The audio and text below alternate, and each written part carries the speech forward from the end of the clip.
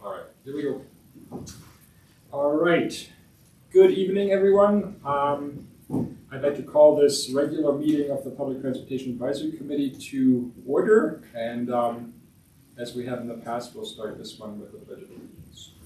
If you all can stand, face the flag, and so on. I pledge allegiance to the flag of the United States of America and to the republic for which it stands, one nation, under God, indivisible, with liberty and justice for all. Thank you.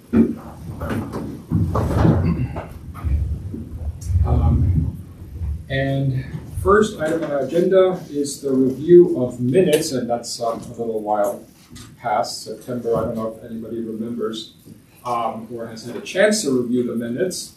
But if I could have a... I move that we approve the minutes. Thank you. And a second? Second. Thank you very much. Any corrections? Then all in favor, please signify by saying aye. Aye. Aye. That's a unanimous acceptance of the minutes. And then we move on to the next agenda item, which is regular business and a review of the report of the road safety audit. And Lindsay has prepared to walk us through and let us know what we received from the audit. Yes. So the road safety audit was conducted by New Hampshire Department of Transportation, New Hampshire DOT, Safety Bureau, and they hired an engineering consultant, VHB, to come out. We've talked about this before. This was the opportunity that we had to all collaborate, walk around that area, identify some areas or features of that corridor of 108 that encompasses the intersections with Bennett Way and Terrace Drive. Mm-hmm. Identified some barriers to pedestrian travel, some concerns for public safety, pedestrian and vehicular, and discuss some potential opportunities for mitigation and ways to improve safety at that intersection. So this is the report that came out of that. VHB and their engineering team put together just a list of all of the participants. We had a lot of good participation from the town. DOT did say that they were very appreciative of our level of participation and input.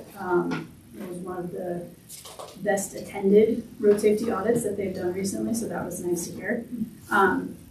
And the town was able to provide a lot of feedback in terms of the issues the crashes that have taken place in that area, the types of issues that have been encountered, and the reports that we've heard. So this report kind of summarizes all of that data collection and site visit investigation aspects. We had an opportunity to review the draft. It's still in draft form. The town, Bart from planning, myself and Rick Mulaski from DPW and fire, and Greg Jordan, police chief, and Sonka as a representative of town council and the transportation committee, all reviewed and provided some comments that I kind of collaborated and sent back, or compiled and sent back to DOT. And I believe Stratford Regional Planning Commission also did their review and provided some comments and feedback too. So DOT is going to continue working with VHB to finalize this, incorporating some of those comments, making some tweaks and adjustments to the general recommendations. And I had some comments too on the existing conditions to kind of help identify what town goals we have for this area in the currently and in the future, in terms of improvements of things that we would be pretty quick to support implementing. So this document identifies Short-term recommendations, those are kind of the smaller dollar value, relatively quickly implemented items that we can put out there, like clarifying signage or adding some lighting at the pedestrian crossings, adjusting pavement markings, things like that. Removing vegetation or shifting signs to make visibility a little bit better. So those are some of the short-term recommendations in here. And then the kind of intermediate is what they consider to be, I'm gonna flip through to where they actually kind of outline some conceptual ideas for reconfiguring the roadway.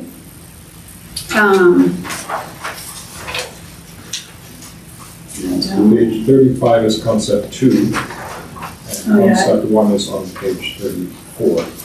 I didn't just send you the page. Yeah, I didn't print those. I printed it differently, so my page things were all up because I printed my comments in it. Thank you for trying to get me on the right page here. The intermediate and long-term was more about things that we could start planning for now, would have a bit more dollar value to them, so we would need to budget for them in a couple of, or we could budget for them to be implemented in a couple of years, but we don't necessarily have the funds and ability to implement right away. But that's looking more at reconfiguring the lanes and discontinuing, at least for the through north-south on 108 at Bennett Way.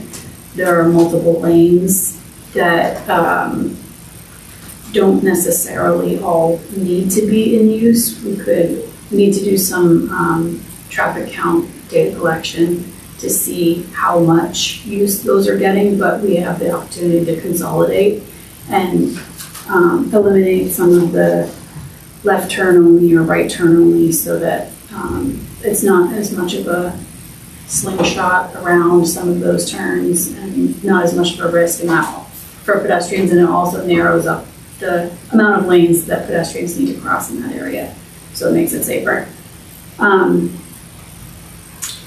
But in near term, or more immediate solutions, temporary solutions that we could implement?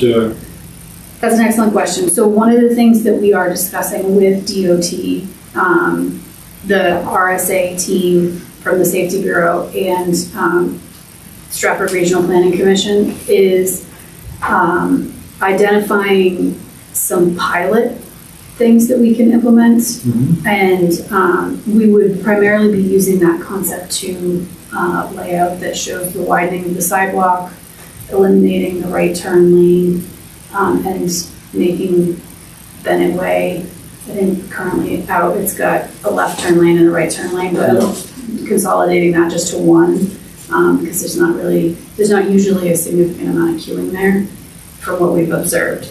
So we are hoping to outline what that pilot would look like and include and implement that after the snow this year. So we'd be looking at probably April, May of next year. We could do that with like potentially Jersey barriers or those temporary curb things that can be laid out, restriping, and we are considering adding refuge islands at both of the crossings because the pavement area is so wide. We could put those temporary measures in to see, one, if they actually help pedestrians feel a little safer in those areas, and two, if they help slow vehicles, because that's the other important aspect of narrowing and reducing the lane was there to get the vehicles passing through this section. I think it's primarily coming, the higher speed vehicles are coming from the south headed north. And that's where the road goes from a rural road. There's just the 2 lanes, there's no sidewalks, there's no crossings and stuff. And then it just widens out and everyone just kind of wants to keep going. So if we can add those temporary measures to narrow up the lanes and add the refuge islands, then hopefully it will slow the traffic before it's even getting to the Bennett Way And the refuge intersection. island would be, that's located in the center of the... In the center of the lanes, yeah, so it would be kind of like a median, but it would just be for a short distance, maybe like 15 feet or so at the intersection where the crosswalk is. And how would that be laid out temporarily? Like with what kind of materials? It could be with the temporary curbs and then the delineators, which are just like the yellow sticks that have the reflectors on them. Because those can just kind of be bolted into the pavement and then they can be removed. And it would also give our emergency services staff an opportunity to kind of drive through it, test it out, and see if that would be any. There's some hesitation in putting things in the roadway, so it would be a good way for them to kind of be able to drive through and see if it would hinder or not. So that's the intent with the pilot project. And none of the specific features have been vetted yet. We've expressed the town's perspective of slowing speeds, narrowing the crossing widths, adding lighting, and exploring the refuge islands for pedestrians there. But it's ultimately up to DOT, and they want to pilot something that would likely be what gets implemented. So they would like to pilot concepts that we actually would support and would want to go with. So you probably noticed in here the long-term kind of high-end recommendation is roundabouts. Yes. And that's something that we, in general, would be in favor of incorporating if it makes sense. I think one piece that was kind of missed in the summary of existing conditions and traffic flow through here is the amount of truck traffic, because there wasn't any data available for them to use in this, but we know from our experience being around here and driving through there that there's actually a significant amount of truck traffic through there. And we also know that DOT District 6 uses that as the detour route when there's an issue on any of the other major highways around the bay. So I don't know that the roundabouts would be able to be implemented at a size that would work for truck traffic, but still fit with the aesthetic, because some of the tractor trailer trucks need a much larger footprint for the roundabout to be effective. And that location, it seems like, being more quaint would support a smaller roundabout, but not necessarily the real big kind of thing. So that, I'm not sure if that would really work out. We need to have more data collection on that to see if it would work. How would one, if that's just, for discussion's sake, if one were to say, oh, we would really like a roundabout, and I'm sure that we could find a design that could accommodate truck traffic, or I've seen some, how would one pilot something like that? I mean, if the intent is to pilot, what you really ideally like to see, how would you pilot a roundabout? I have not done it, so I'm not really the best person to answer that question. However, our friends at SRPC have worked with other communities. Okay. Colin has mentioned specifically a pretty small diameter roundabout that Portsmouth piloted. And I think Rochester also did one, probably the size that the concept that the RSA had a concept for at Terrace Drive, but not the size that they had for Bennett Way. It kind of was a 70-foot diameter versus 160. So the smaller 70-foot has been piloted in some of the cities in our region. So Colin has some information about the materials that they used. I think he said they purchased some of the temporary curb that they used to create the circle and delineators, and then the rest of it was restriping. to restrict the roadway and Yeah. add directional arrows for where people should go. So temporary curb delineators. I got a couple roundabouts in Goffstown that the cars have to drive around the middle, and it's cobblestone in the middle, but the trucks drive right over it. Drive over it. Yep. And then so it's like still pretty small, but the trucks, they almost don't even have to slow down. They can just drive right over the middle. I've seen those as well. They go through the middle of it. Well, the middle the center is maybe planted, but most of the actual roundabout is cobblestone. Okay. So you can, if you're too big or you can't quite make the curve, you can drive over that. This is similar, the one at UNH is a little bit like that as well. Mm-hmm. And Middlebury, Vermont is a good place to look at from a map perspective, because they have 2 state routes crossing a river. All sorts of features that we have as well that it might be a good place to look. And they have a fairly significant size roundabout to accommodate buses and trucks and things. So that might be a good info. Yeah. Okay. So that's a possibility. For the pilot discussion, we hadn't really been pursuing the roundabout as a pilot, but we can, if we are able to pilot the shorter crossing, the lane reconfiguration, reducing some of the driveway access, and with Rite Aid being closed, we have a pretty good opportunity right now to be able to pilot what it would be like if we were to close off some of the driveway access through this area, or consolidate, that's a better word, consolidate some of the driveway access so that we don't have as many turning movements and conflicts along this corridor.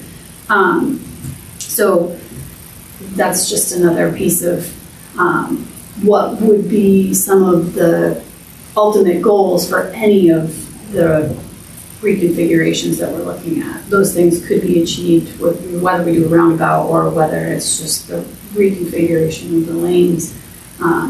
We can get to the more narrow crossings and reducing the conflicts with the more simplified pilot that we're discussing. So DOT has expressed support for working with us to identify what kind of pilot options we can implement and helping to support the engineering design of that. Ultimately, it's their road and their choice, but they've been very accommodating and very much collaborative with the town in identifying what's going to work for the town. So that's great. That's good. Did you sorry, I don't want to point you out there, but we don't often have people in the audience, so if you have something that you wanted to bring to us, which do you know which topic you're here for? I'm here to talk about Bennett Way. Okay. Perfect. So, okay, that would be if you would like to. I'd invite you to the microphone and share. You can pull up a chair too. You don't have to stand. Sure, yeah.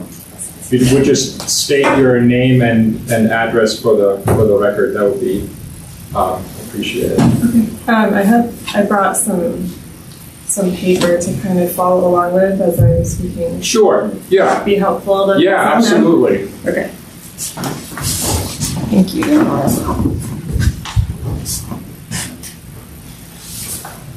Thank you. Thank you. Oh,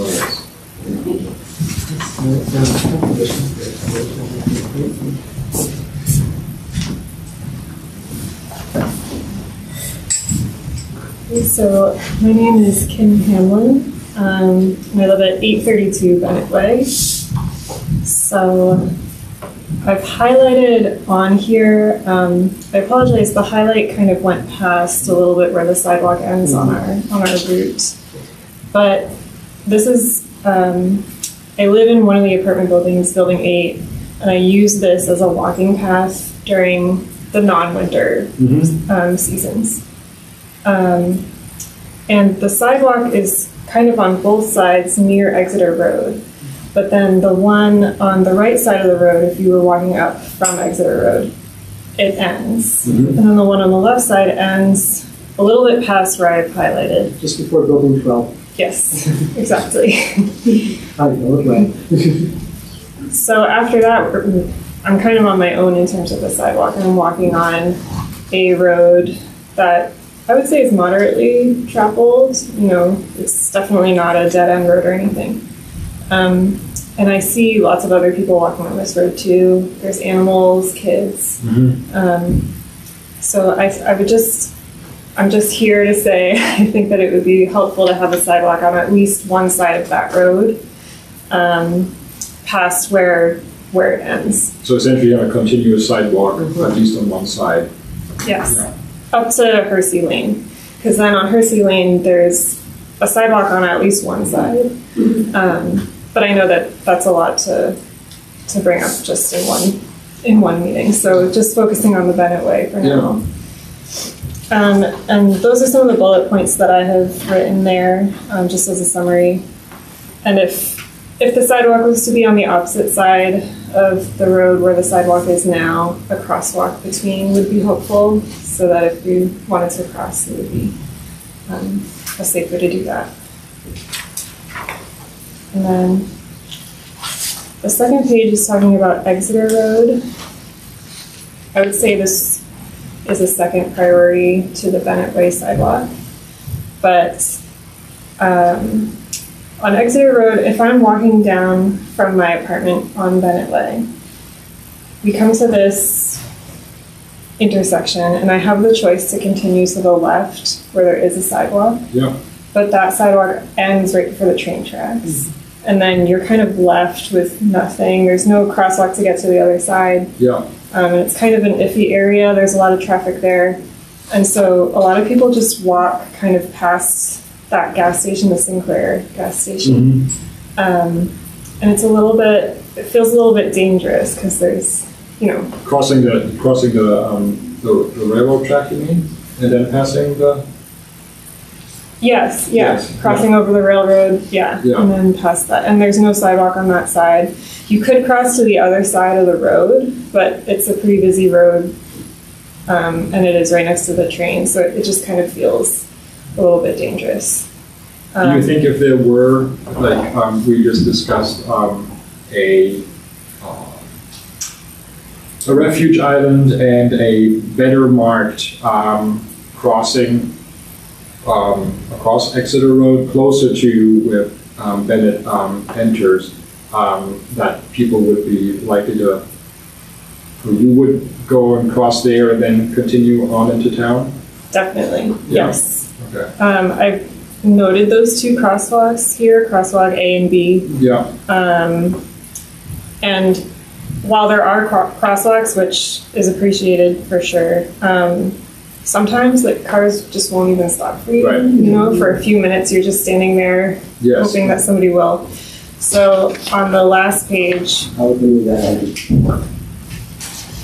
I know that when I'm there, I'm hesitant to cross the street at all, and I maybe will just drive instead of walking because it's just difficult to cross there. So obviously I wrote these proposed solutions before hearing the meeting and everything, but I do think that those mediations would help. The other thing I was considering is maybe a pedestrian light similar to the ones that are downtown. Yeah. So that we could draw attention to the fact that we want to be crossing. Because especially sometimes if it's dark out and you want to cross, cars really won't stop. Yeah. But I know that would make it a lot easier to walk downtown because we are in walking distance. It's only about an 11 to 12 minute walk to get downtown. But sometimes we just avoid it. We'll just drive instead because it's an unpleasant walk at the moment. Yeah. It can be. Yeah. I agree with that. Especially if you're walking along a perfectly good sidewalk and then it just comes to an end. Exactly. Yeah. You just left hand. Perhaps if a crosswalk goes in or a lighted crosswalk goes in, there could be a small sign that says sidewalk ends, cross here. Yeah. Yeah. To direct people who aren't familiar, but I think most of the people walking this route are familiar. Probably, from yeah. that way. Yeah, it does. I mean, I will cross it, or sometimes I'll cross at terrace because it is a little narrower and easier to cross there. But no, I absolutely agree with you. There are times that trying to cross that bed right is it's a big chicken. And it's not as good. So were you able to follow the suggestions for a refuge island and? Yeah. Okay. So Yeah. that would maybe address the safety concern. Yeah. I think so. It's definitely better than, it would be better than what it is now. Yeah. Definitely. Yeah. Yeah, I just think that it's much just, you know, you were commenting that people coming from the south, particularly if they're not terribly familiar with town, aren't looking for a crosswalk there. Right. Right. It doesn't make sense that there's a crosswalk there. Yeah. Which is where the lighted, I've often thought that with pedestrian, you know, the signs that as they are downtown, just so somebody could push a button and say, well, I'm here. But I believe that it's just behavior. They're not expecting people to be crossing the street there. Yeah, you're still going, you're in 30 there. You're going It's sign is 30. somebody hit you. Yeah, it's the speed limit drops to 30, but there's a lot of people that are not driving 30 as they're getting to Bennett Or Way, they're just kind of starting to slow down. starting to hit it. Yeah. And I remember this correctly, but the 30 sign, I don't know if it's always, but I think it's obstructed the first one that you come to as you're coming into town on the right-hand side. Yeah, the bushes kind of. Yeah. block it up. Yeah, you Yeah, kind I mean, most people see the speed on their car, but still, yes. You brought up the blinking lights. Is that something that we would be considering as well if we were to Absolutely. do a refuge island and go with that measure as a possibility? We would likely, I think in any of the conversations we had in review and in the comments, town, SRPC, and DOT were all in support of the rapid flashing beacon lights, which are those Right. where you push the button and then it blinks at you, or some variation of that to be at the crossings for both of them, regardless of any of the other configurations or measures that we implement. So that was one that was definitely going to be included. The plan is to include that. Yeah. And since the distance between one side and the other, even if we were to eliminate some of the turning lanes from use, they would still be there, of course, and you still have to cross that.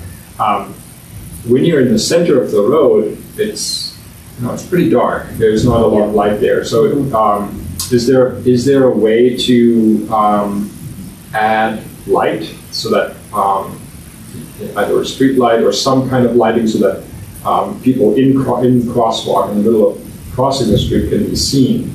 Yes. I mean, sometimes the flashing lights, somebody turns it on and they're past. They've decided not to go or whatever. It's just flashing with it. You can't see where the pedestrian actually is. It's true.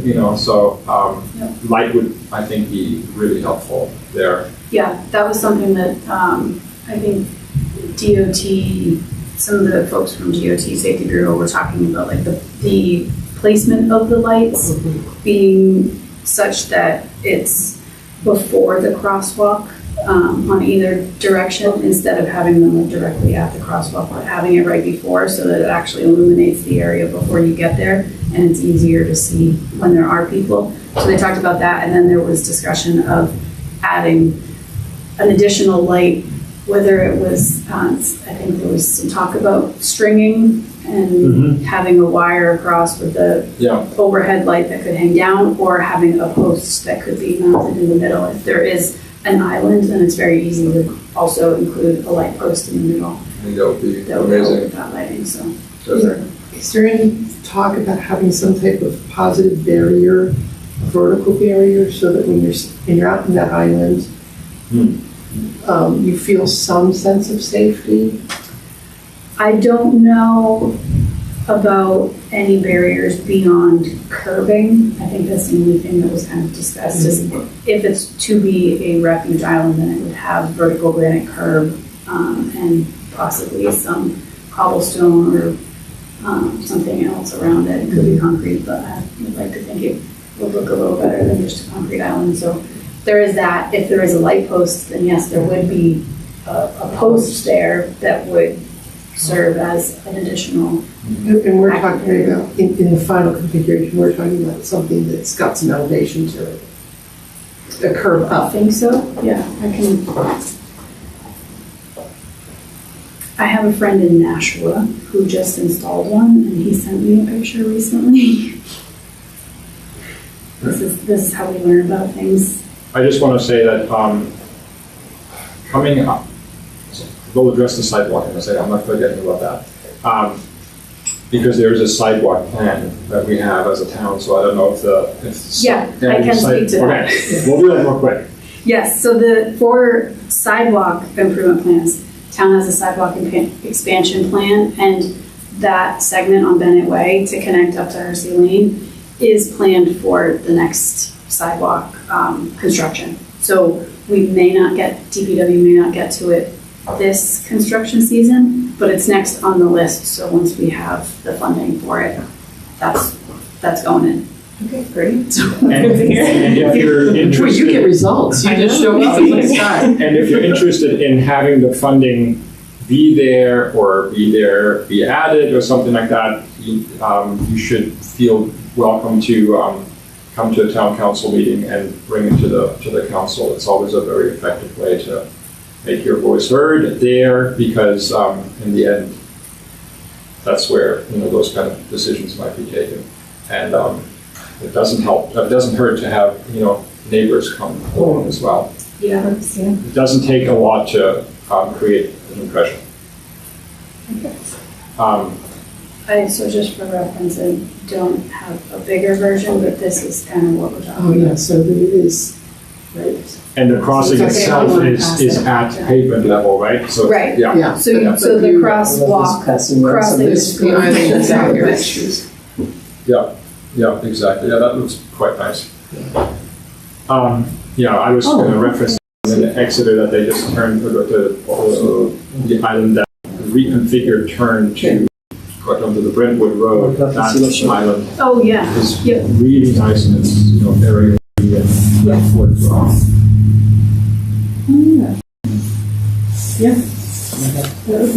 so that's the kind of thing that we want to see if we can pilot fairly easily, because there's a lot of space there that we could put something in. And one last question before we move on, unless other people have other questions.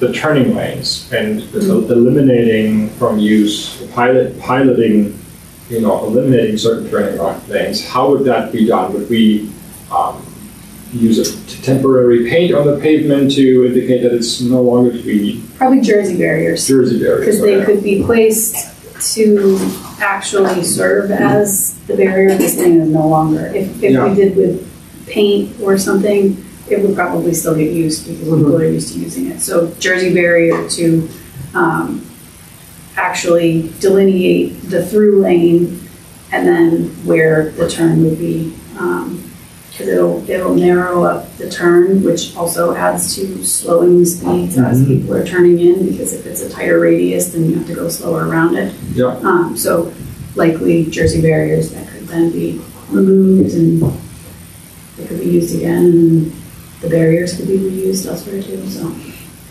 Okay. Excellent. And what's the process for, are you going, I know you said Where we're at. we'll get a final report, and what happens after that? What's the next step? So I'm not sure the timeline on finalizing the report. DOT was asking for all comments by the end of October, so I think they're gonna take some time to work through. And I don't think this is the only RSA that I think they have a couple of other audit areas that they're working through with VHP. So I'm not sure how quickly it'll get finalized and turn around, but once we have the final report, we'll be able to share with other entities and have those conversations about the pilot project and then implementation.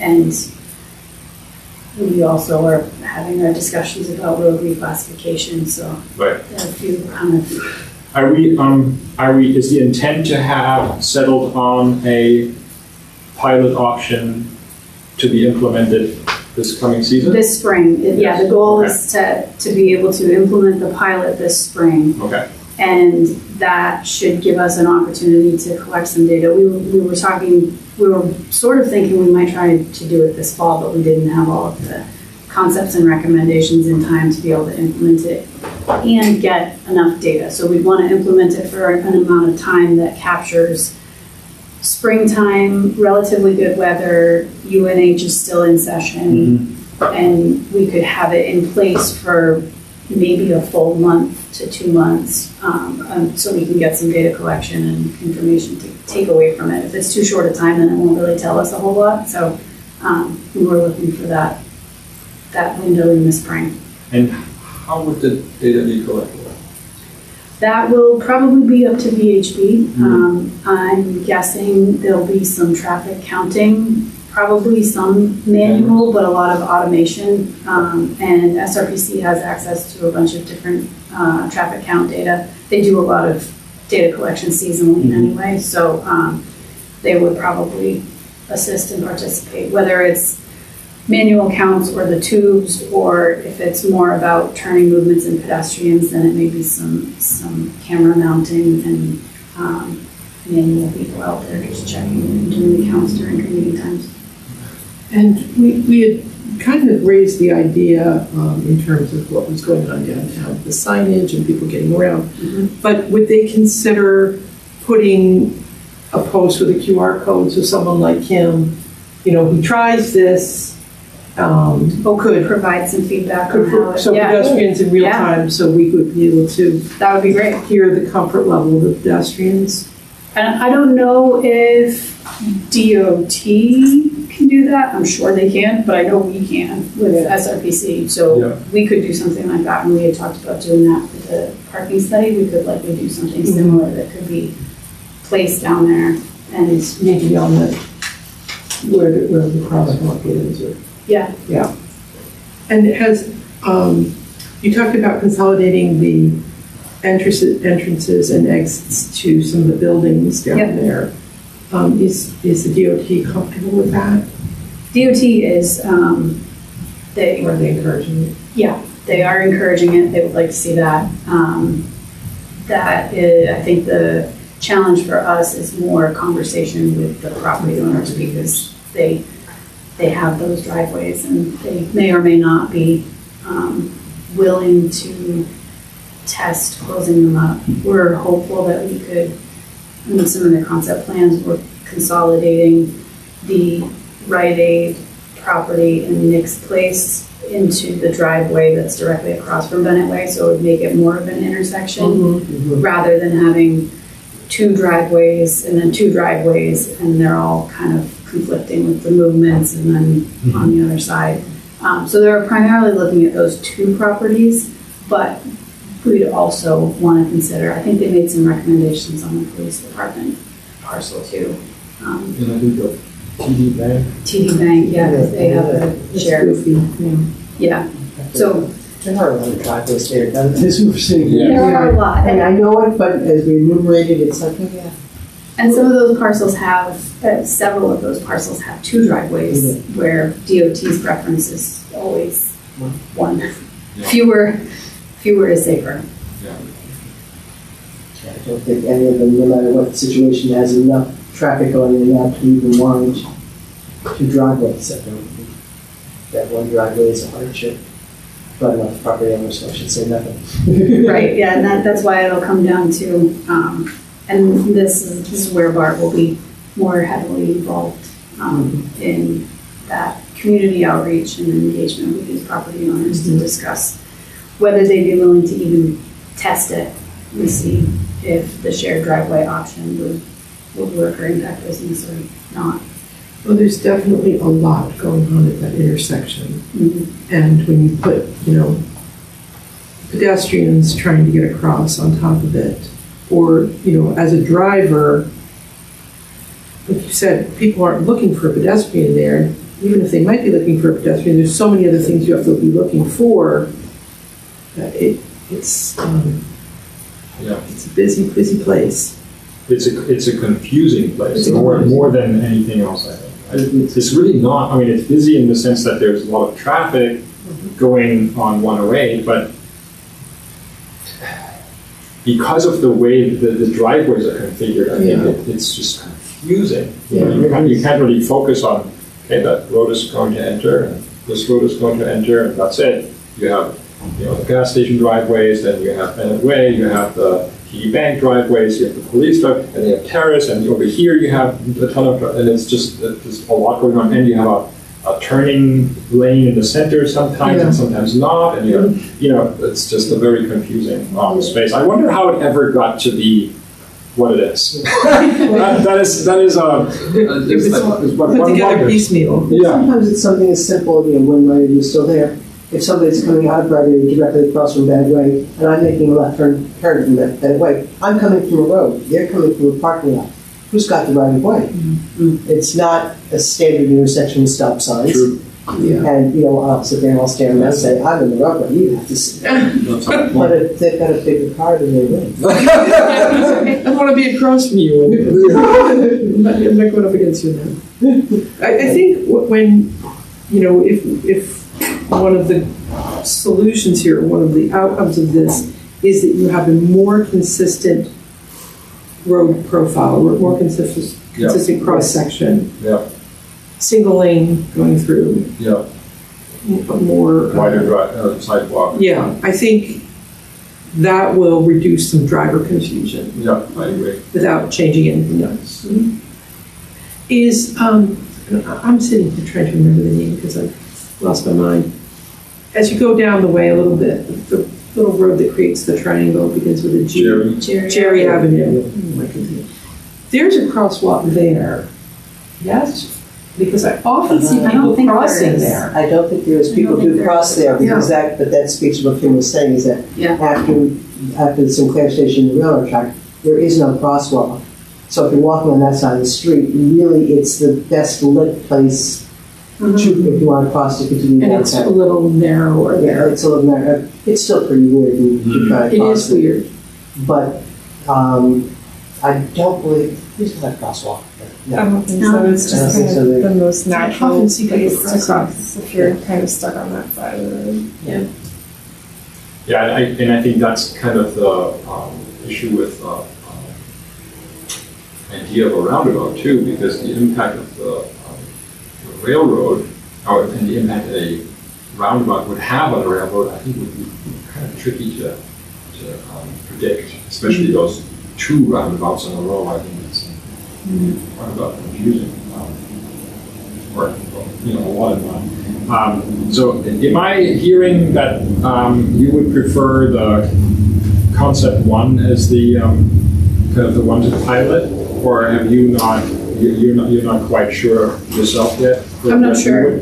Yeah. I think it's the concept 2 option that has the elimination of the turning lanes. Yeah, the elimination of the turning lanes and incorporating the refuge islands. Yeah. If you don't mind me peeking over your shoulder here.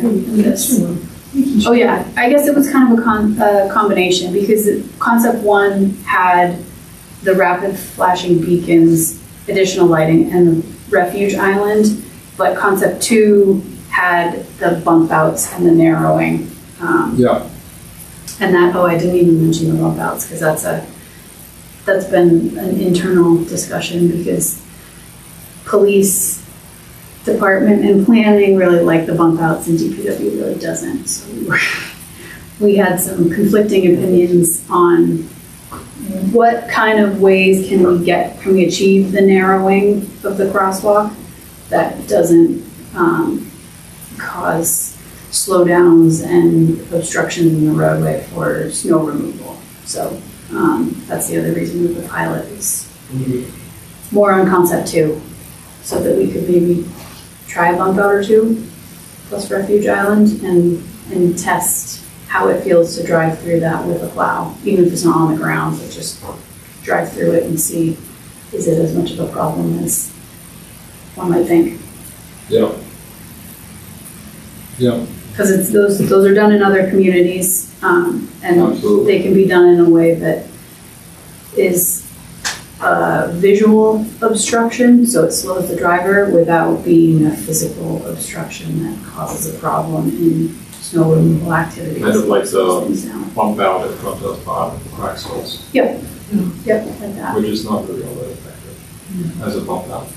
To bring people farther into or closer to into view, because you tend to not want to step on it as a pedestrian. It doesn't really feel safe.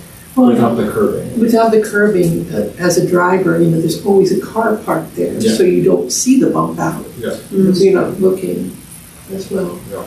One thing, just as a side note, concept 3, the roundabout concept. Yeah. The thing about that is that becomes an entrance to the town. Yes. That's aesthetically Right. a very positive. Yeah. You're in Newmarket and you'll be slowing down now. Welcome. The roundabouts would probably slow the traffic down the most. Yeah. That'd be the advantage. Agreed. I did want to ask about, has there been any consideration to a bike lane in this area? It's, pretty sketchy to ride a bike on that section of 108. Yes. If we're doing something and, we're narrowing, could any of that space be allocated? And, Bennett Way here is there's so many people live up that way. If we could get any, eventually, have infrastructure all the way to downtown, if we could get people,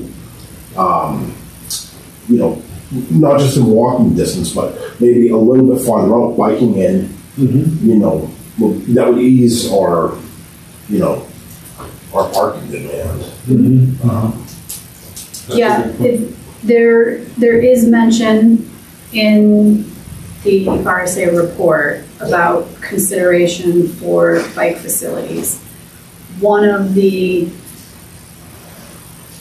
downsides or cons, I guess, was that there is no bike facility south and there's no bike facility north that's designated bike lane. Yeah.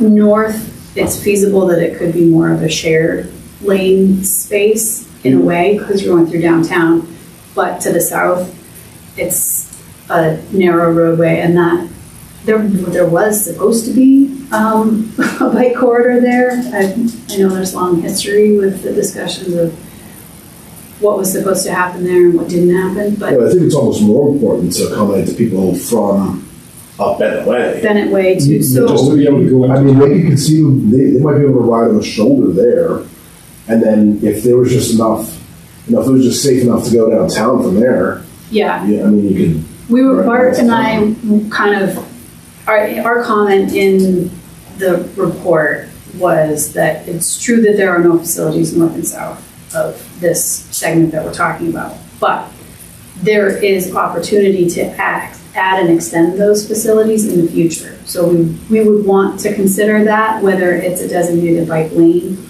or there was talk about a shared use path. So having the sidewalk, what was considered the sidewalk, extra wide, and it could be like a 10-foot segment that goes from Bennett Way to Terrace Drive that gets those bikes opportunity to go from Bennett Way over to Terrace or up. And then they also had in here an option of potentially pursuing a parallel connection between Bennett Way and Terrace Drive that's not on 108, but if there could be something that comes further up behind, because there's a cemetery and it's like at that first curve in Bennett Way, there's a parking lot and an empty, I think it's supposed to be sort of garden area for that development there. But then there's the cemetery on the other side in Terrace Drive. So there's opportunity that maybe there could be an off-road path that could connect the two. And then you would get the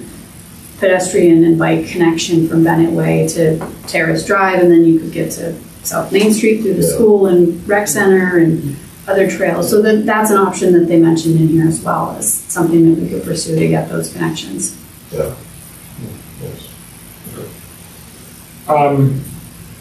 Thank you for coming in and raising not only the safety piece, but also the connectivity, making sure that we don't have, sidewalks that just end and leave people hanging.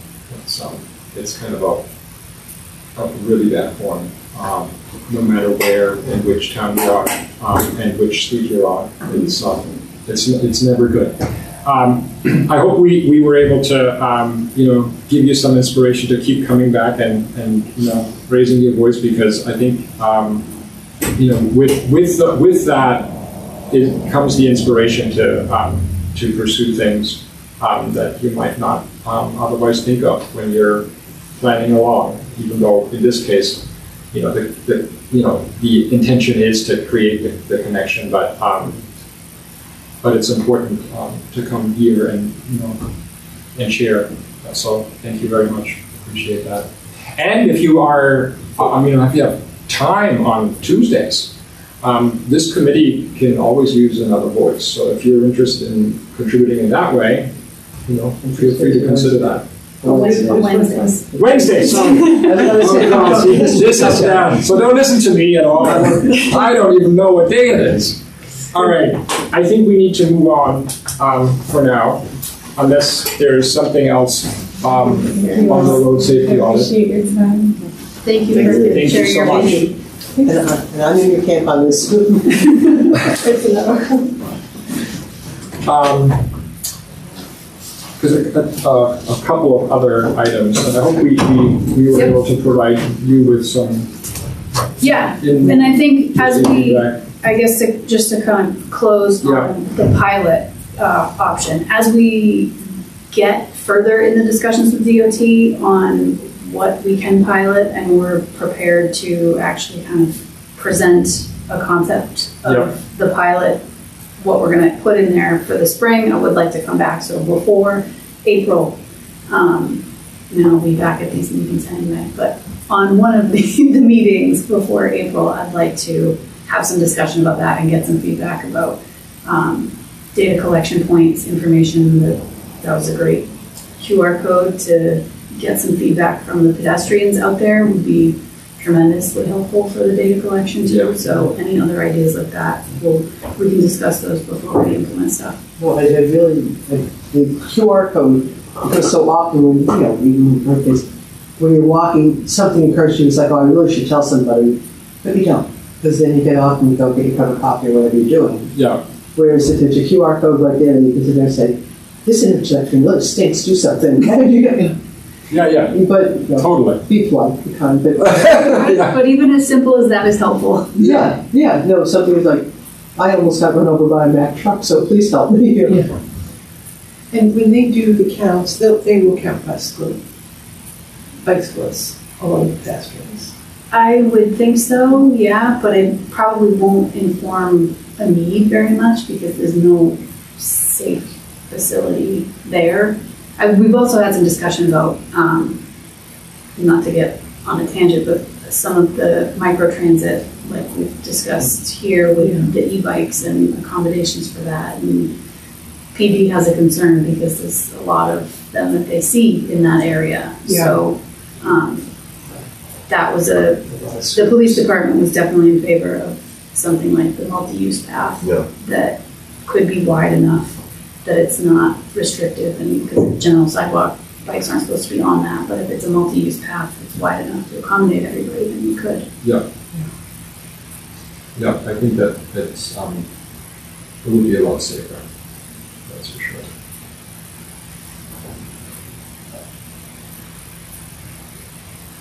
Right. Good to move on? Yeah. All right.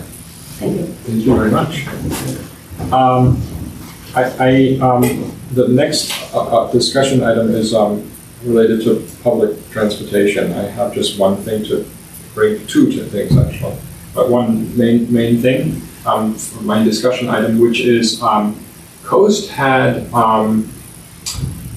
a concern with the way that our connector currently functions, which is because it's a door-to-door service, so you call and you can give them an address and they pick you up wherever you want to be picked up, your house presumably, and then be driven to whichever address you provide them, which is all fine and good. But if you happen to be 12 and you make that call,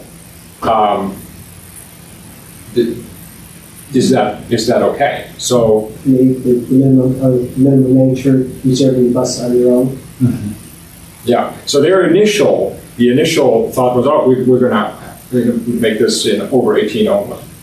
And when that was brought forward, I thought I think that's a little draconian, and it was at first it was kind of in response to Phillips Exeter students calling in and asking for rides. So bringing this here, the idea now is to have an age restriction, just because it is a door-to-door service, unless there's a parental permission on file. Since it's a call service and call ahead service, that such a permission can easily be generated prior to. So it could be on file. You can't. My son is allowed to go to maybe his other parent's house, something like that. I suggested in my first response that an age of 14 would be a good cutoff age, because at 14 you can get a job at Market Basket. Right, that's the thing. And so that way you would still be able to, you wouldn't have to have independent transportation in order to take a job. You could, call Coast, get to your job, and then, take the bus back. But I wanted to bring this here to see if, what your reaction to that kind of idea of an age restriction and how to deal with it is. I saw something more than this that came through on that. Quite honestly, I remember having this discussion about age range. Back when I was on the Coast Board of Directors for Stratton, which was a very long time ago. When we talked about what ages is it appropriate for. I know in urban areas kids get on buses all the time, but we're not in an urban area. Like the buses, even when Coast Route 7 was up. And the main difference is that you are being picked up at your home or at an address that you're calling from, and you're being brought to another address. Right. Do taxi companies have age restrictions? I have no idea. This is a really rhetorical question. Does Uber have an age restriction? And I know there's like some Uber apps for Uber Kids apps that parents can book Ubers for their kids. I think there's models out there to look at for guidance on that, because it is a valid point. But the other side too, is my first thought was, particularly with the connector, it enables kids who may be doing after-school activities at the high school to be able to stay after school and then still get home safely, when their activity is over, or kids who are participating in sports. So you wouldn't want to preclude them from being able to access the transportation, but I would think, trying to think of my own kids at 12 too, they were not responsible. Yeah. But what is the concern that a child 10-year-old picks up the phone and calls for the bus and just goes to Market Basket just without parents' permission? I think that's not so much the issue that that's just kind of a public space, but that you are being brought to an address that your parents are not aware of. And I presumably it's a liability concern that Coast has. It wasn't voiced like that, but I think that's realistic, because let's just take separated parents. A kid from Newmarket takes a bus to go to dad's or dad's girlfriend's or something else in Exeter. And Mom, is that Coast's issue or is that a parent's issue? Right. But the liability piece, I think, would be real, because if there ever was a problem, as you know, anybody who was involved, Right. which is why I say I think looking at what taxi companies or Uber or others do in that situation, there are, kids are pretty savvy now, and they can, Right. if they can figure out mom and dad's, access code to Uber, they can get an Uber easily. So, I don't know. I guess the question is, would we support, would we want an age restriction there, considering that the parental permission slip would need to be on file now? The under 18, you need to have something on file in order to, like a standing thing. Could be, my kid is allowed to go to these places or something like that. Knowing how the connector is booked through the call center, Yeah. and knowing how much work the women at the call center, I call, I talk to the women at the call center all the time because we coordinate rides in the area where I am. It's adding an extra layer of work because who's going to be monitoring? Is it going to be their job when kids, first, when a kid calls in, as I understand it, one of the things with the system is somebody doesn't, I can call and say, hey, my name's Carol, I want you to pick me up at such and such a location to go here. I don't need to identify myself, there's no registration process. So who's going to monitor those permission slips? I mean, that was Coast's suggestion. Those permission slips? Mm-hmm. And I can understand that, but I'm thinking from the logistical point of the people who are going to have to monitor that. Yeah. And to your point, what's to stop a kid from calling up and saying, I'm Bob Jones, I'm going, just making up a name. They don't have to identify themselves as a 14-year-old. Nobody's asking their name. They're on the phone. So unless they are, so if they're doing something that they shouldn't be doing, they're not going to come on and say, okay, I'm so-and-so and I'm 14 and I want to go here or there. I understand the concern, and even just talking about now, I just think the point of how do you enforce it? Is it up to Coast to be the local parentis for the students? Right. Is that That's the question. And how do they even know? How do they even know that they've got that kid? I mean, so if a kid's doing the right thing, and there's an order there that says, Jane Smith can go from Exeter School to Market Basket. Mm-hmm. And Jane calls up and she says, I'm Jane, I want to go to Market Basket. They look her up, they say, oh yeah, here you are, there you go. But if Jane wants to go to her boyfriend's house over on Front Street, she's not going to call up and say, I'm Jane, I'm 14, there's an order. She's just going to call up and say what she wants to say so that she can get the ride. So there's no way to police that. Yeah. I mean, you're doing it over the phone. Mm-hmm. You're asking a child who would be potentially doing something that their parents wouldn't want to self-police. Yeah. And that's not going to happen. It's a valid question, and I understand it, but to go the other route and saying, no one under 18 can travel on the bus is really going overboard, I think, because I do think that Newmarket Exeter connector, once people get used to it, can be a really great asset. I agree. For teenagers. They might be the ones who need it, they can't drive that. Yeah, right. Exactly. Yeah. It can be a real, to be able to, or kids at Newmarket, if they want to get together with their friends from SST. It's a great tool for them, and it's reasonably priced, and it's easy to access. So it would be a shame to block them from using it.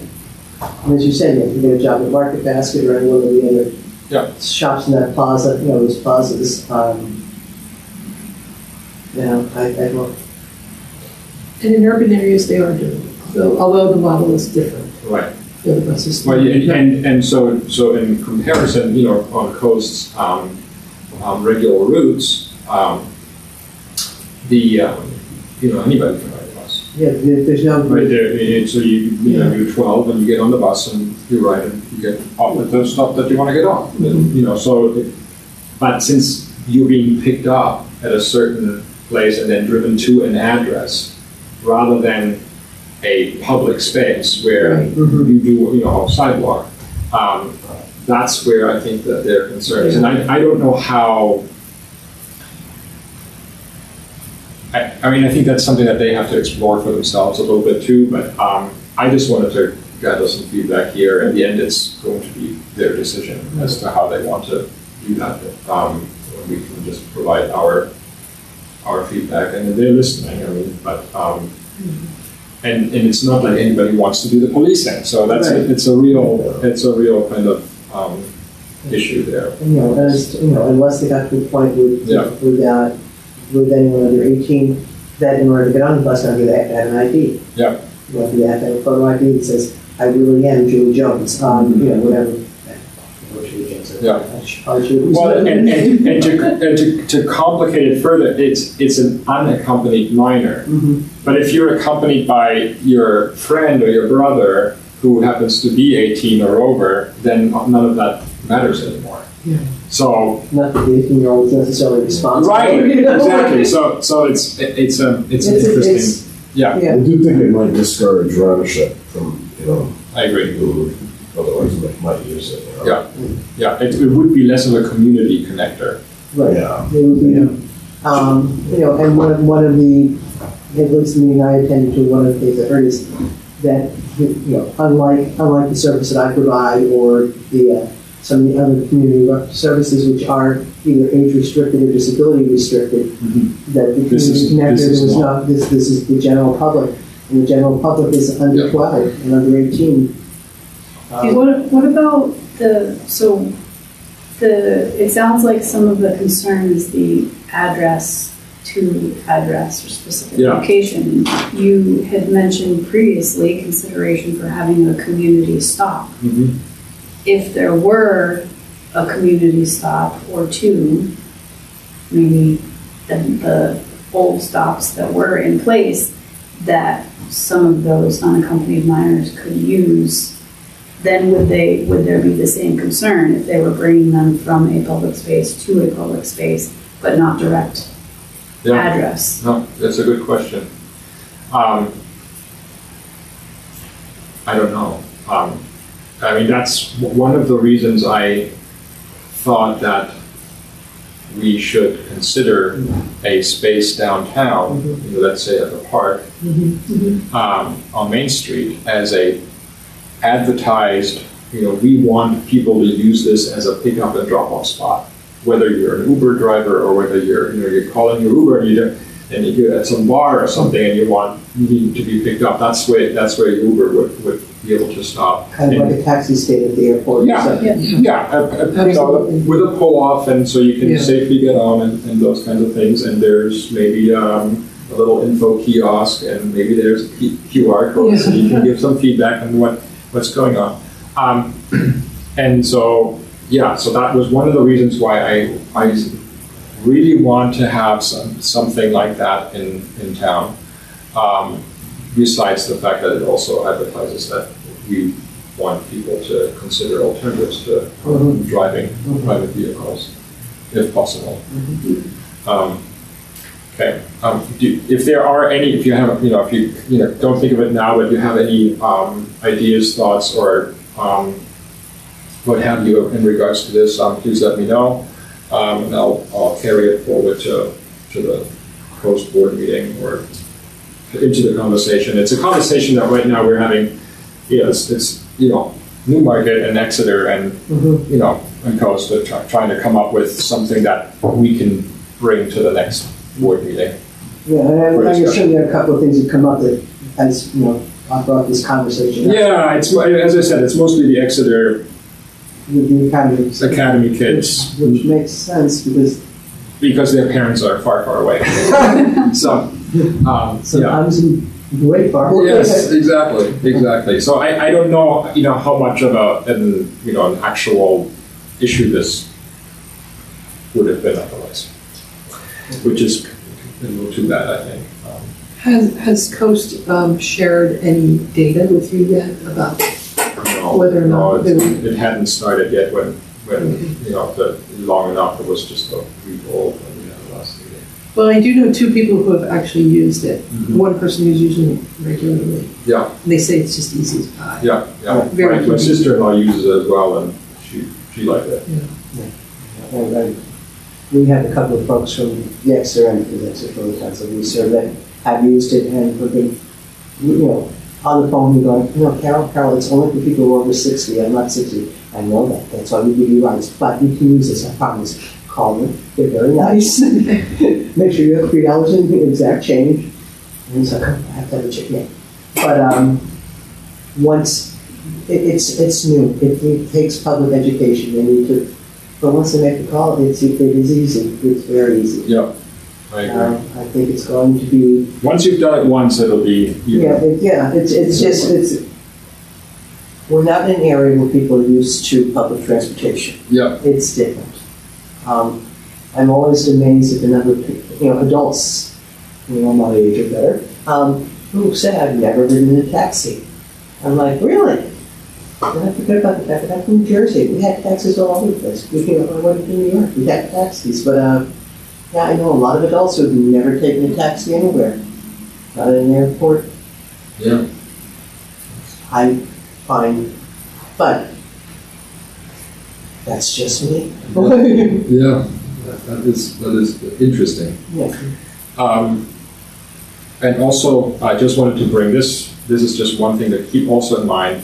I've had this conversation with Bart about reaching out to Durham and seeing if there's any interest on their part to create something to facilitate the creation of a Durham Newmarket connector, so that we could connect to the wider public transit system, to the coast via Wildcat, get to Dover and into Portsmouth and so on. I think that would be quite good. I think that would be the next step. It's kind of this maybe a piecemeal approach to trying to make those connections. I mean, that's how it has to be done, is piecemeal. Yep.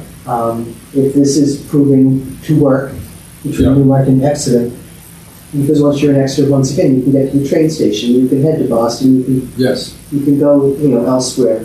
The opposite, if you can get into Durham, once you're in Durham, then you can pick up transit someplace else. Yep, exactly right.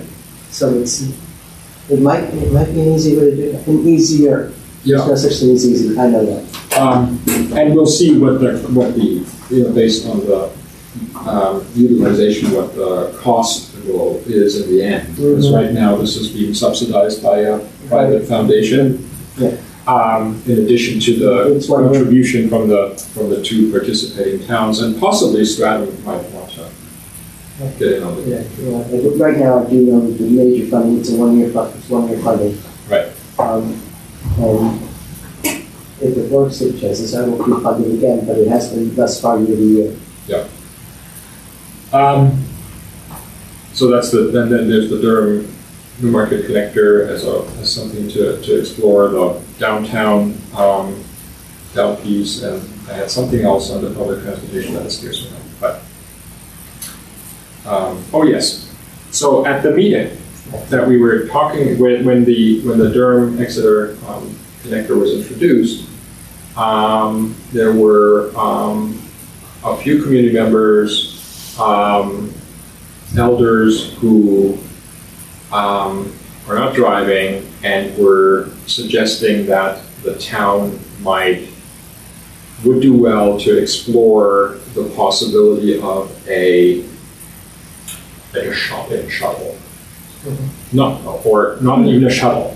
Mostly organizing trips periodically, advertised with a date that you can sign up for to go to Walmart or to some other place that is a little bit out of the way that you can't otherwise reach. So that you can just, you don't have to go that often, but when you do want to go, there's really no easy or no good way to go at all unless you have somebody who could give you a ride. So I wanted to float that here and see what the reaction to that kind of idea would be, and if that's something that we should carry to the town council as an idea to bring forward. I do know, just to put it in perspective, the volunteer driver program that I'm affiliated with, we serve, Seabrook, Hampton, Hampton Falls, going out to Brentwood. We do include Exeter, and then going up along Northampton, Green and Rye. There are shopping shuttles. Run by another program that I shouldn't speak about. I don't want to throw anybody under the bus. But Wednesdays for the Seacoast shuttle, which is Seabrook, Hampton, and Pennsylvania. Wednesdays are shopping days. They will pick people up. You call it again. They do have to be 60 or older, and that goes to the Walmart and Market Basket plazas along Route 1 in Seabrook. There are also runs with the Exeter shuttle that go out to the Walmart in Epping on a regular basis. They are very. Who runs the one from Exeter? Is that the? It's Meals on Wheels. Meals on Wheels. It's Okay. Meals on Wheels, and it's a Meals on Wheels program. And they all have different skills. I have others because those are the programs that we connect with, so that we can share rides and our volunteers can fill in this gap when the bus isn't on the road. So we can all do let's get people where they need to go. But I know the Seacoast one is definitely Wednesdays. The Exeter one, I think, has a couple of afternoons a week, but they do go out to the to Epping, to Walmart and Market Basket in Epping. But they also do the grocery stores in Stratton, along Route 1. And they've done them for years. Ramford Healthcare, when they still had their van, they probably had shopping shuttles in 20 towns in Rockland County. So they were always very well received. And it is a convenient way for people to be able to call and know that, Wednesday is shopping day. I plan my days that I go strong Wednesdays. Well, I don't know if you remember something at the Coast meeting that we had downstairs when Coast came and presented. There was a group of women there, older women who were begging for just that thing. And also, I can tell you that in the food pantry a couple of weeks ago, this was discussed among patrons in the food pantry. Yeah. If we could just get to Walmart once a week, same idea. So It's I don't know. They weren't all 60 and over. They were just people who did not have access to a vehicle. right, and there's it's and that. And you think a weekly frequency, that seems quite often for one town to support. For one town,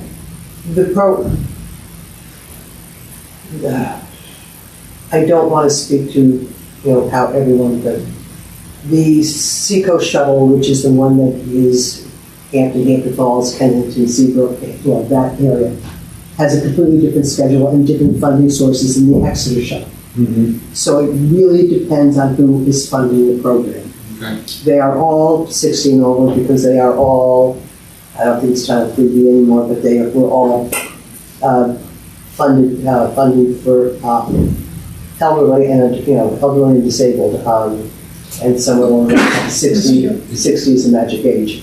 When there are many people under 60 who don't drive, so they are very much governed by their funding source. So diversifying funding streams or breaking away from funding streams that have a lot of restrictions. So this is not, you're not talking about Coast, you're talking about the town itself. I'm thinking that an infrequent, scheduled, and I wasn't thinking weekly, but maybe once a month or something like that to begin, and just have it be on the calendar so you can sign up for it and take that ride, and it that it could be potentially be run using a rec department van to do that, maybe with a volunteer driver. Maybe not. I don't know. It depends on all the insurance stuff. But just to respond to that request for shopping, for more access. Yeah. That's true, because the rec department already has the Am's looking at 15 passengers. Yeah. Yeah, because the size of the bus then determines whether the person has to have a CDL or not, and Yeah. all that. Rye has for years, Rye Senior Serve has their own van, which they work, it is driven by a volunteer driver. It's every Tuesday. They pick people up and they go towards Portsmouth. But it's gotten to a point now that they, depending on the time of year, they even get everybody at 8 o'clock in the morning, they'll go out to coffee before they go shopping, and they go shopping. Or they go shopping and then they all go out to lunch afterwards, but it's exclusively for Rye residents. Mm-hmm. But they've done it, they've had it for 20 years. As a matter of fact, they just fundraised and replaced their vehicle. The vehicle is driven by a volunteer. Jack Reed, I believe is his name. But that's Rye Senior Serve. We contact them through town hall.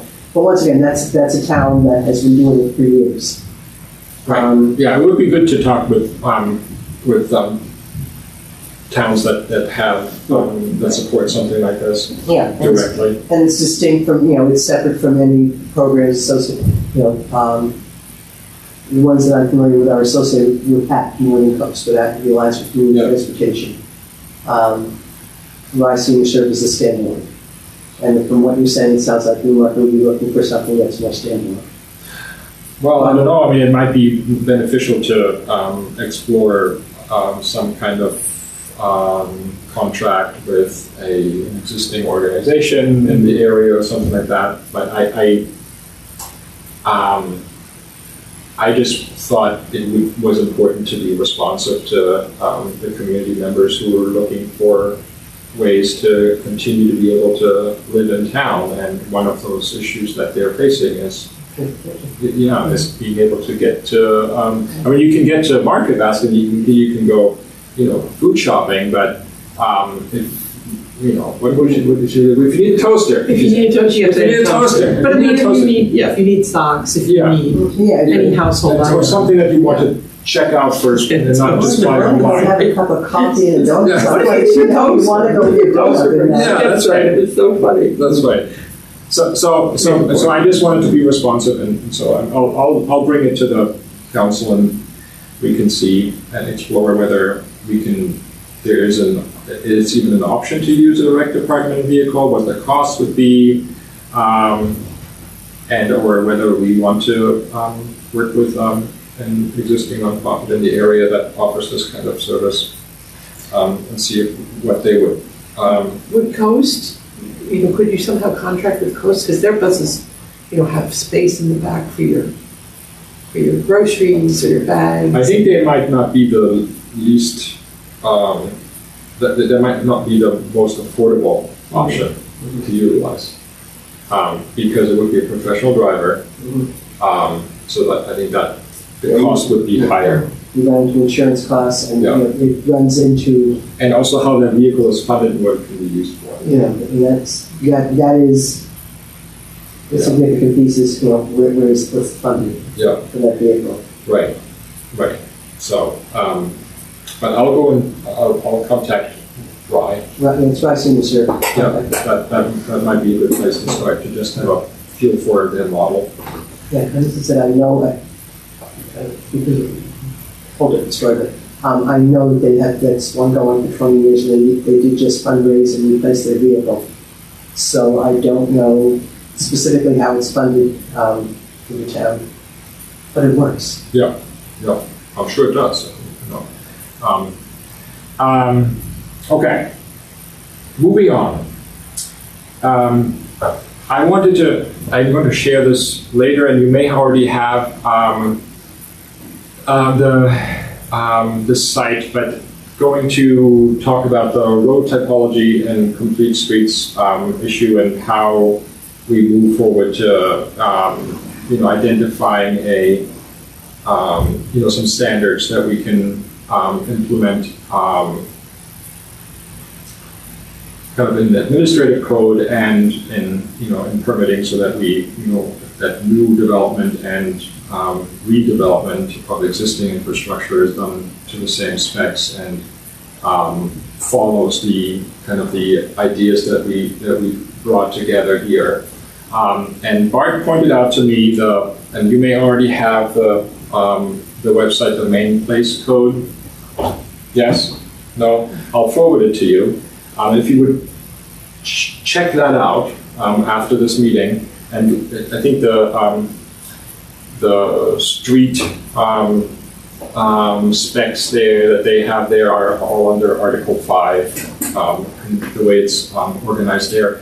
But it's almost as if they were listening to our conversation and and just created that.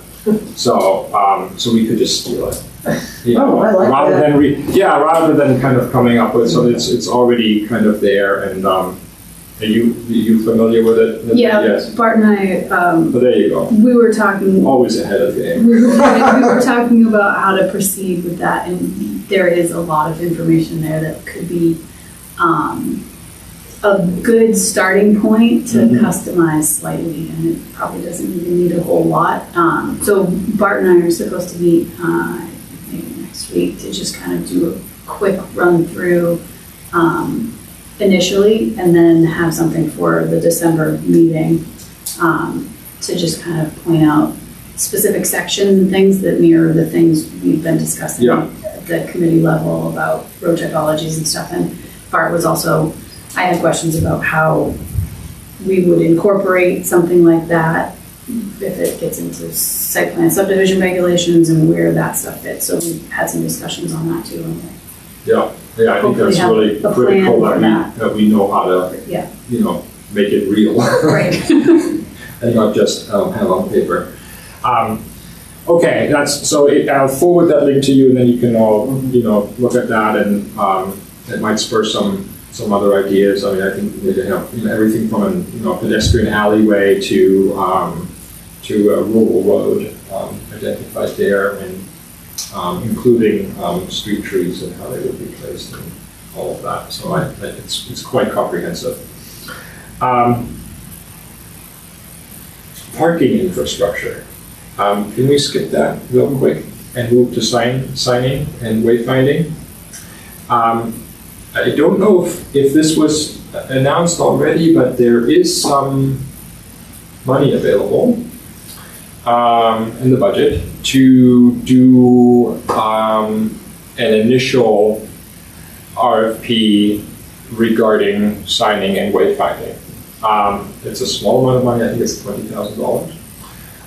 So one probably wouldn't get much further than a kind of a conceptual layout. Here are the phases that we would suggest you go through in order to address this issue broadly, from design to and where signs would be placed and how and what kind of signs and those kind of things, and having them designed and then having them be implemented and placed. Always obtaining funding along the way. But the idea is that Bart will come to the December meeting to bring to us his initial, this is what, a starting point, kind of a discussion starting point for how we might structure this RFP in order to obtain the first step that we think makes sense, whatever that might be in the end. I think personally that it's better to think big and have a plan to move to where you want to be rather than going ahead and just doing something and then ending up with mishmash and signs that don't match. But you all may think otherwise and want to focus on parking signs or something. I don't know, which would be smart too, I think. But I would like to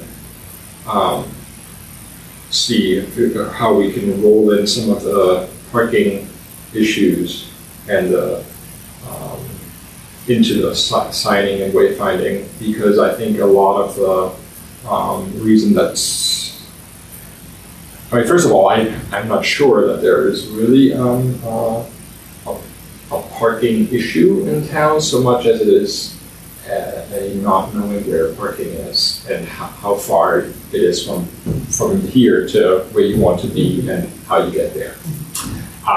So I think with signage, we might be able to address a lot of the perceived parking need. So that's it. That's all I have for that. Do you want to add anything to that? No? Good. Excellent. Is there anything beyond what we have already discussed that you would like to bring to the table, or that you would suggest we look at the next meeting?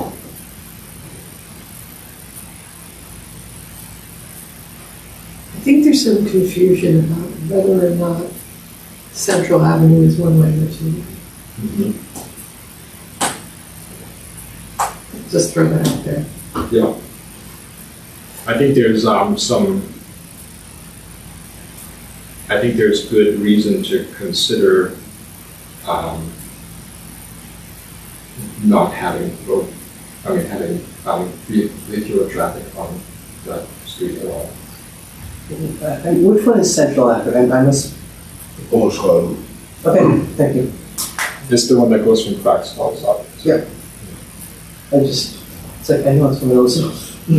Yeah. There is signing, I think, on the side of the building. Not on the building, on the, one of the posts. Okay. It's one of the light posts. Somehow it's got a Harry Potter thing going on, like nobody sees it. I actually drove up it the wrong way when I first moved here once. People yelled at me from there. A lot of It's people like do. how better. Yeah. Yeah. You're not the first, you won't be the last, I think. Yeah. The question is, do you really need to have people be able to drive up on Main Street at all, or exit to it? Does it need to be open to Through traffic. And I think it's a good question. Has anybody ever talked about making all of the streets, those church and what's the one? Chapel? Chapel. There's church and chapel on that side. Making them one way away from Main Street so that you don't have traffic entering Main Street, because it's difficult with all the parking. Has anybody ever talked about whether that's feasible or would be helpful, or? Not in any great detail. To the extent that you brought it up, that's been mentioned. There's a pretty significant project that I think the town manager has referred to as the hill reconstruction, which is the utilities and roadways all through from Spring Street, basically Spring Street, I think including Pine, down to 108. So all of those, Granite, Church, Chapel, Central, from Elm, Spring Street down to 108. So that whole area is a pretty large project that is on the radar. Okay. Has not been discussed in terms of a plan and putting in the CIP yet. It's been discussed that we know we have some needs and we need to start planning for them, and traffic flow through there is one component of that. Utilities and reconstructing the road, obviously that's when you take the opportunity to address the streetscape and traffic flow through there. So it's come up in those discussions in that's part of what we need to look at, traffic flow, but not beyond identifying that a need. Yeah. Also good to have the road typology work done and before that project commences, so that we can use the latest and greatest rather than rely on what we do now, which may not be, may not serve anymore. But I think it's it's going to be a big project, and I think it's a good question. Could the flow of traffic be directed away from there and then just flow around? Then you of course bring traffic into the neighborhood. Do you want vehicular traffic to go up the hill? Do you need to have it be a through street at all? I mean, at least I think that's true for Central. Central is so narrow, at least on the on the lower end. Could you close two and keep one open? I think there's a lot of it could be a pretty big project as far as the flow of traffic through there. And that should be done before, so we act wisely.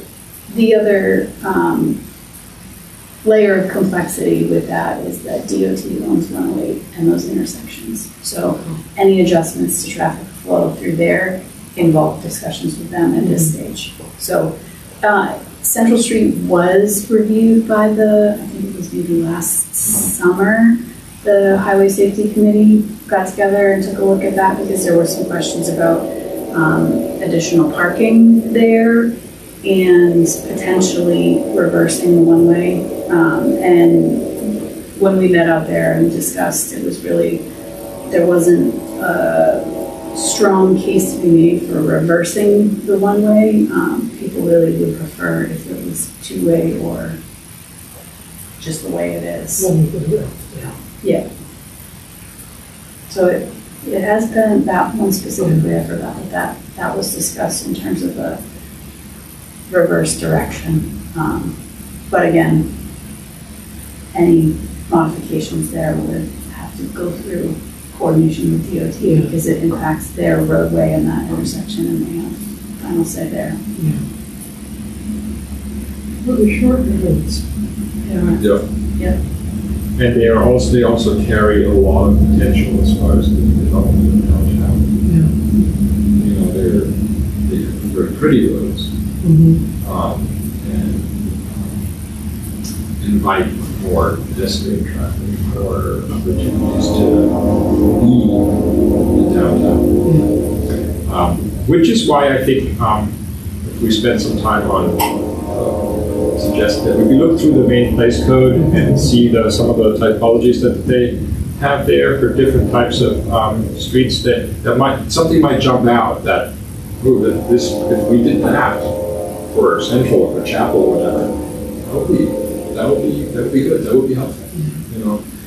So I would say let's plow through that and see if we can't make some headway there, and then when that big project comes along, we can at least know that we've done our work here, and the options for how that gets redeveloped are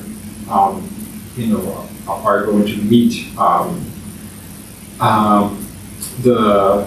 the needs of the like, at least from a design perspective, the needs of the community, because we spend some time on it. Not that that's always going to result in good things just because you spend time on it. We do our best. All right, so if there's nothing else, then I would love to consider us adjourned, unless you have anything burning. No? Good, excellent. Thank you very much. All in favor? Aye. Thank you. We are off. Okay.